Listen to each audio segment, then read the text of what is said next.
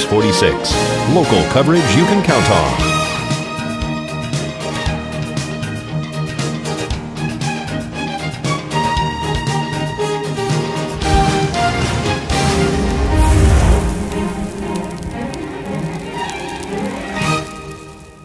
At Healthcare Partners Medical Group, our mission is to provide the highest quality of healthcare to each and every patient. With 5 locations in Pahrump, we are local doctors you know and trust. We want to thank you for choosing us. Quality care starts here.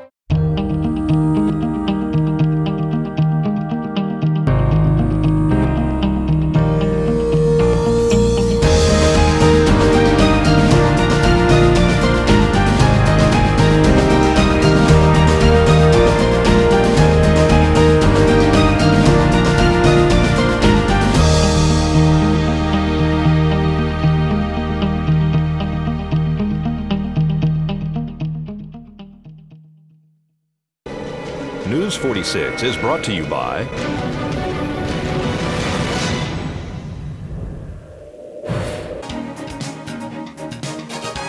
Healthcare Partners and Humana.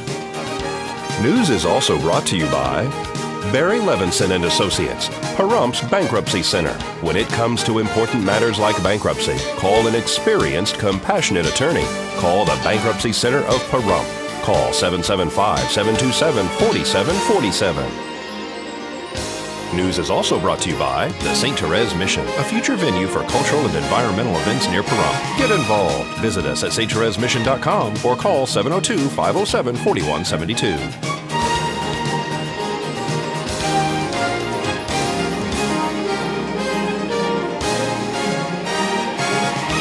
Tonight on News 46, 8 cats lost their lives as a result of a structure fire.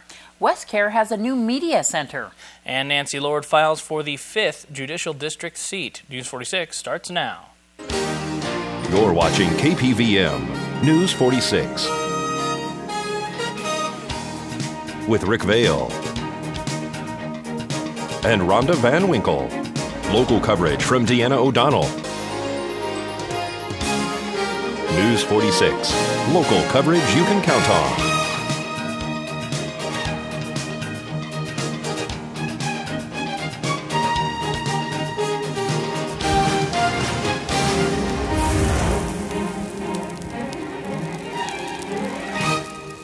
Good evening. It's Monday, January 9th, 2012. I'm Rick Vale. And I'm Deanna O'Donnell for News 46.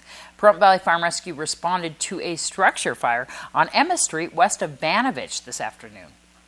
Pahrump Valley Fire and Rescue were dispatched to a structure fire here on Emma Street this afternoon. It all began after 2 p.m.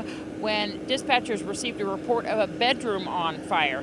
Apparently, the occupants were still trying to fight the blaze. Pahrump Valley Fire and Rescue arrived on scene to find a room and contents fire, which was quickly extending to the rest of the structure. Nye County Sheriff's deputies also arrived on scene to assist firefighters. Reports came in that there were still animals inside the home and that all occupants were safely evacuated from this structure.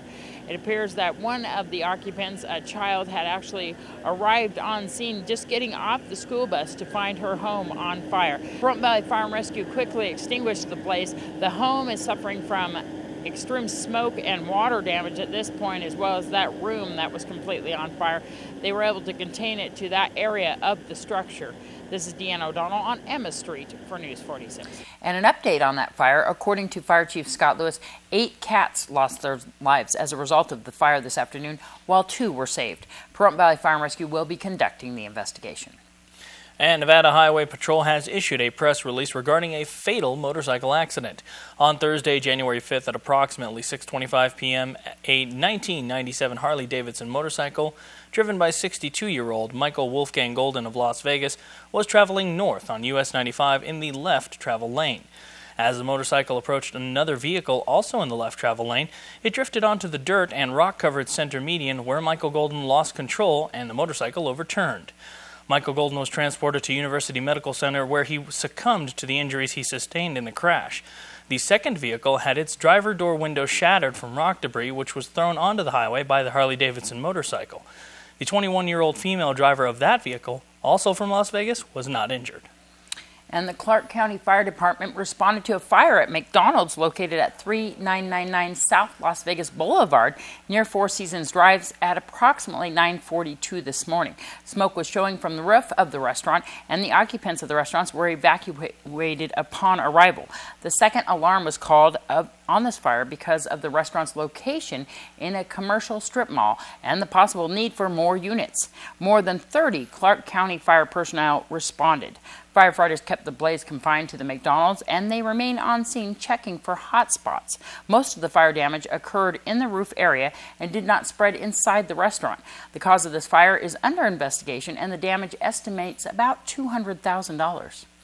And a $26 million lawsuit was filed at district court by Anthony Greco against Stephanie Lopez, who is the founder of the Facebook site Positive Pahrump.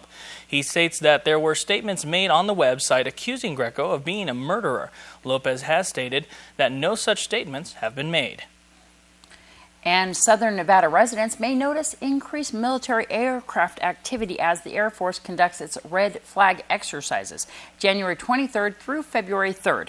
Red Flag is a realistic combat training exercise involving the Air Forces of the United States and its allies. The exercise is hosted north of Las Vegas in the Nevada Test Site Training Range.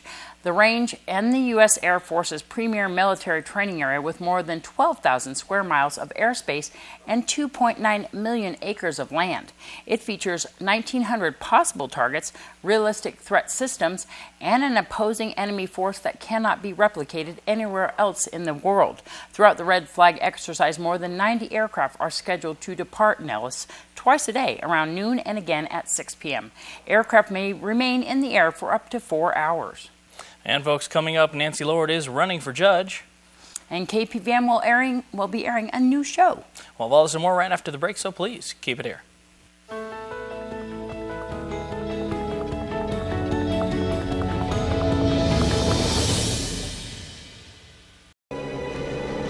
News 46 is brought to you by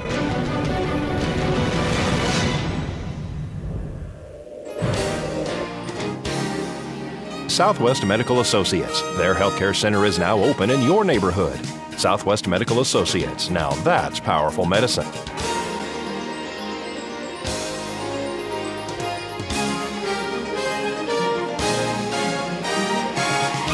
Welcome back to News 46. Attorney Nancy Lord has filed for the seat of the 5th Judicial District Court Judge, a seat that Judge Kim Walker currently holds. Attorney Nancy Lord is vying for the seat of the 5th Judicial District Judge against Judge Kim Walker. We're going to speak to Nancy right now. I did. I filed on Wednesday, and I'll be running. I know that last time you ran for district attorney, why did you decide to be in the 5th Judicial District? Because I've always wanted to be a judge. I've loved this court. I love the work that I do here. I didn't go for the appointment because I have a very good practice, and to give that up on an appointment kind of made me nervous. What if the people didn't want me, you know? But if the people elect me, then I'm fine with it. I'll be happy to go there every day, and that'll be what I do, hopefully, for the rest of my career.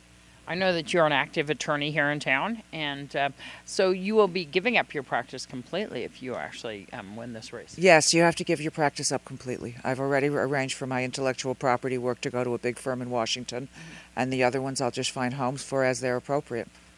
And I know that you're running against Judge Kim Walker. That's correct.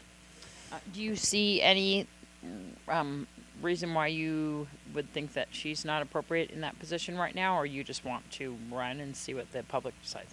I think I would make a better judge, but obviously that's what anybody would say. Mm-hmm. I have a lot of trial work. It doesn't really show here because I've done a lot of things out of state, but I've actually had 2 out-and-out federal wins in criminal court, and 1 mistrial, and a couple of dismissals at the last minute. And I've done a number of state criminal trials, a number of family law trials, and several other civil trials, both bench trial and jury trial. And that's important to have that actual litigation courtroom experience because there's things like in family law, you really loosen up a little on the rules of evidence. You know, there's no jury there, especially when a child is involved. You want to really know as much as you can about what's going on. You don't want to say, I don't want to see that because there's some, little rule that you didn't follow. So you really want a judge who's been there. And I've been there not only as an attorney, but as an expert witness for several years before I even went to law school. And I know, how long have you been an attorney? I graduated from Georgetown in 1990, so it's over 20 years. And if you don't win this election, will you be continuing? Of course. Continue with your attorney, with you being an attorney out here in Pahrump as well. Oh, absolutely. So we'll be seeing your signs and more information, and you a little bit more out there around town. Yes, I'll be around. If anyone wants to ask me something, they can.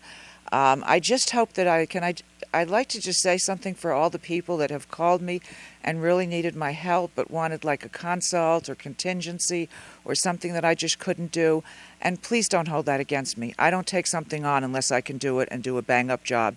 And I'm only one person. I don't have a flock of associates I can pass things off on. So if I said no, it was because I just couldn't do it. And please take a look at my background and try to get past that. And Doug Brendel has another new show right here on KPVM called Why Do You Think That? Well, we tried to get What Are You Selling off the ground, and the biggest stumbling block we ran into was studio time. The main studio, as you know, is where we do all of our local shows, and the show that we're doing here doesn't really rely on regularly scheduled times for the studio. When people are ready to come in and tell me what they want to sell, I need to get in there. So the owner of the station, Vernon Van Winkle, he said, hey, I've got a little corner of the place over here, Rave Audio Studios. They set all this up over here. But now, the nice thing about it, Deanna, is that somebody wants to come in here pretty much on the spur of the moment. They can sit down and say, Doug, I've got a 1948 Chevy that I'm selling, want $500, we'll part it out, OBO, my phone number is, and we can just fly with it. This is my workstation throughout the day anyway. So Monday through Friday, 9 o'clock to 4 o'clock, I'm here. Come on down and see me. There you go. And there's a camera set up, or are we doing this audio, or what? It is a camera setup. It's a video feed, and most of the content that we're doing for the two shows, as I mentioned, we're doing What Are You Selling, where people can sell what they have, and Vernon also has kicked off Why Do You Think That? And that'll be one where people can come in and we can keep it topical for that day. If you see something in the news that kind of gets burr under your saddle, or maybe you're happy and you want to announce to the world that that's the case, you can come on down and you can get on and sit there for a couple minutes and talk with me, and we'll let the Pahrump Valley know, why do you think that? There you go. And this is a really great price for What Are You Selling, especially what do you think that is not a fee? Yeah, there's no charge to come on for Why Do You Think That? And What Are You Selling, I should mention, they did have the prices set at $25.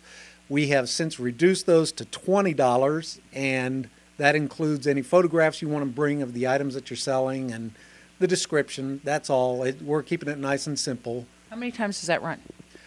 I think we're going to be in here shooting every day, so that What Are You Selling will probably not be in a show format, since it will be showing up mainly on our TV Guide channel, 46.4. We'll just be throwing things in there in between programs like commercials. So that's going to keep running on that one channel. So when people, especially when we're going digital completely on February 1st, people are going to see this go on 46.4, and you'll get to see this many times. I've been even hearing around town, this show is going like wildfire. What Are You Selling? Yeah, people like it because it gives you a chance to turn what you have into cash, if it's sitting in your closet or in the backyard or what have you, in the corner of the garage. And even if you're going to have a garage sale, this can enhance your garage sale. You can give me a laundry list of items that you're selling, and as long as you want to provide a photograph of each one, you get that much more entailed description of each thing you have for sale. So it's, it's a nice thing. It's more like classified ads than it is your typical TV commercial spot. So people can come at the station from 9 to 4 every day, but can they also call? Oh, yeah. If you want to call me, you can get a hold of me on my cell at 702-576-7908, or I've got my email here at the station, doug@kpvm.tv. Well, Tony Mendoza and company are producing great things at Westcare, including films and music. Westcare has recently put together a complete multimedia studio here at the Pahrump location in order to facilitate more of the media needs that Pahrump has concerning positive action, anti-drug messages, and just overall community involvement. So I know that we put out a couple of videos that you yourself produced with the kids out there. One with the holiday message and the other one with some of the actual people who are going through the drug court program, I believe. Right. We had two projects recently released. That was the prescription drug abuse kind of comedy sketch with the Santa Claus Christmas theme, and then also some of our clientele at WestCare volunteered their stories to talk about domestic violence and the effects drug abuse has on domestic violence. So, you yourself, make films and are a media person, so this is a great way for people to kind of direct some of their message or things that they've learned, or just kind of an outlet for them, isn't it? Absolutely. If you look at today's culture, we're very media driven. We're very social media driven, Facebook, YouTube, and things like that. What we have set up here at WestCare is a venue, an opportunity for, we can't say anyone, but someone that really has strong messages, a lot focused on youth, a lot focused on WestCare clientele. Real soon, drug court is beginning to stand up a drug court. This has opened up, this media studio has opened up to a youth coalition that we're beginning to develop at the high school, to kids that are already part of WestCare programming. We're starting to take that there. Some of the clientele that have messages they want to share here at WestCare, we have that. And then also drug court is beginning to stand up a drug court alumni, and so we'll be reaching out to them. All of this media stuff is driven towards getting their messages out in a positive light that will encourage other people to, one, either stay off drugs or even just negative lifestyle behaviors, or two, if you're having to recovering from that sort of thing, give them a venue to go ahead and voice and grow in their new person that they're becoming. And as well as the kids, especially some of the United Community Coalition kids, to kind of be mentors, to give an anti-drug policy even before people are even affected by drugs, to try to get them to say no. Exactly. This group that we're, this youth coalition group that we are beginning to form at the high school, that will be their specific task. They're going to be formed. We're going to brainstorm. We're going to create a true, effective, modern approach to getting a positive message out there. And again, one, to keep people off of those, to educate them on the negative effects of all those different types of abuses, and to bring those in that may be struggling with that, to embrace them and begin to walk with them, in a better way. Regional Director Carrie Fries lets you know about some open volunteer positions now available at the AYSO. Here at Ian Deutsch Memorial Park, we're going to speak with Regional Commissioner Carrie Fries for AYSO. AYSO is a youth soccer organization for kids ages 4 through 18. We've been doing this for quite a few years. Just get the kids out playing soccer, and not only soccer, physical activities, but it helps them grow as a person. Yeah, definitely. Also gets them out of the house. It keeps them active, and so that's very important. I'm glad you guys have this going on. I know last year we had a great turnout. What are your goals for this year? And do you want more kids to be involved, or even more volunteers? We definitely want all the kids that we can get involved, and for that we also need more volunteers. We need coaches. The more kids we have, we need coaches to supply them, otherwise we won't be able to have, keep the kids that we want to keep. Yeah. What about referees, even snack bar, anything above like that? Are you guys looking for that also? Oh, definitely. Referees, we definitely need them. Without the referees, we will not have games, and the kids won't be able to play. Do they have to be trained, or do you provide the training? We provide the training. It's everything in AYSO is we don't get paid for it. It's all volunteer work. For referees, it's usually a one-day event, and we train you and we'll mentor you. And you do not have to have a child in AYSO to volunteer in anything. We ask high schools, retirees, anybody who wants to help the youth in our community. That's what we're looking for. Definitely. For people who want to sign up, what type of information do they need? Do they need anything specific? For volunteer, they just need to fill out a volunteer application, which includes a background check. Okay. And how can they contact you if they want to find out more specific information? Any information, you could go to our website, which is pahrump.ayso.club. clubspaces.com, or even go to ayso.org, and that will tell you everything you need to know about AYSO's organization. Well, there you go. You heard it from your very own Carrie Fries from Pahrumps AYSO. I'm Nathan Hollenbeck for News 46. The 60,000th case has been filed in the Nevada Supreme Court Clerk's office, demonstrating vividly the burgeoning workload the state's only appellate court has been facing. Filing number 60,000 is an appeal of the dismissal of a complex homeowner association case with 74 defendants. It took 112 years from statehood on October 31st, 1864 until August 12th, 1977 for the first 10,000 cases to be filed. During just the next 30 years, between 77 and August 13, 2007, 40,000 additional cases were filed. In the 5-year period between 2002 and 2007 alone, 10,000 of those cases were filed. The next 10,000 filings were amassed in about 4.5 years. The countdown to 60,000th case was displayed on the Supreme Court website with daily updates since November. Wow. Really just building up cases. Yeah. And we thought that there was a big kind of explosion of lawsuits and cases about 10 years ago when people started doing it, but it just seems to keep increasing. It's just, yeah, well, I mean, as from statehood to now, the population growing and whatnot, not surprising. They kept sending updates about that, and it was going to be a big milestone for the 60,000, so there you go. So if you were the 60,000th case, did you get, like, free mistrial or something? Or did they throw in a prize? Well, it's a big one, though. It's that homeowner with 74 defendants or something. So the weather's been wonderful. It's been amazing. It's been very nice. It's been really nice. So we're going to come back in just a few minutes with Zach Fuentes to tell us all about that.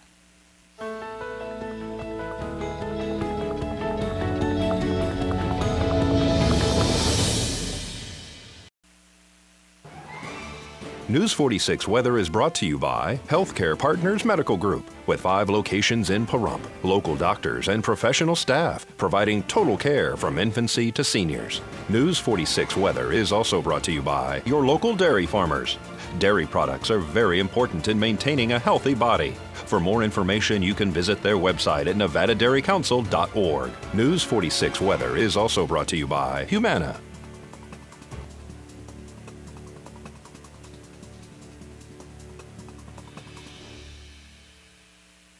Welcome back to News 46. I'm Zach Fuentes here with your weather.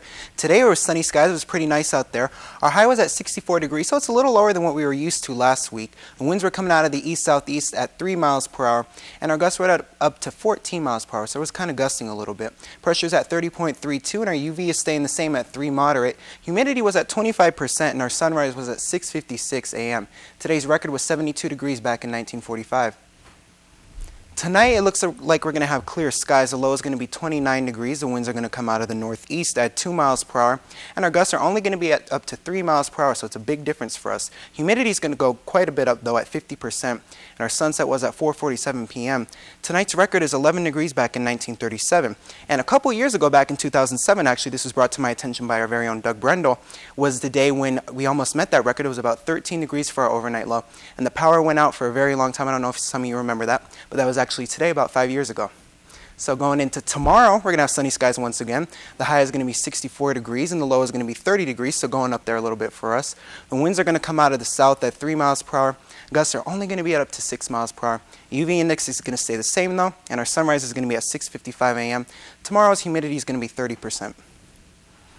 And now taking a look at the 7-day forecast. Tuesday, tomorrow, like I said, is going to be sunny. Wednesday looks like it's going to bring us some clouds a little bit. And we're going to be fine up until Saturday, where we might have just a little bit of clouds, but not that bad. Sunday and Monday will be sunny for us. And our highest high looks like it's going to be 64 degrees. And our lowest low, 28 degrees. So not too bad, but still a little bit chilly. And today's worst weather was in Rockfish, North Carolina, where they had rain. Back to you. Well, thank you very much, Zach. Folks, this is going to do it for this edition of News 46. I'm Rick Vale. And I'm Deanna O'Donnell. And from everyone up here on the Hill at KPVM, we wish you a safe evening, and we'll see you here again tomorrow night. Until then, good night, Pahrump.